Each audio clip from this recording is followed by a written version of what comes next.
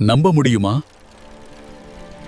இந்தியாவின் முதல் ராக்கெட் ஒரு சைக்கிளில் எடுத்துச் செல்லப்பட்டது.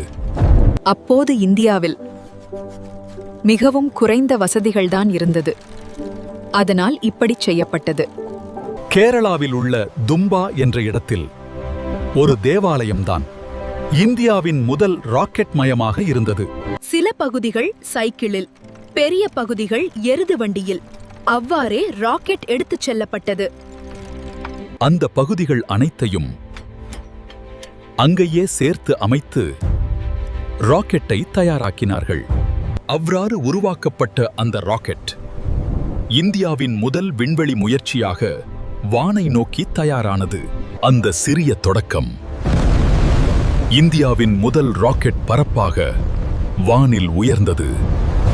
ஒரு சைக்கிளில் தொடங்கிய பயணம் இன்று இந்தியாவை விண்வெளி சக்தியாக மாற்றியுள்ளது.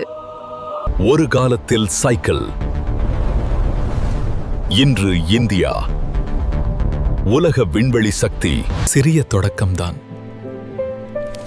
பெரிய வரலாறாக ஒரு நாள் மாறும்.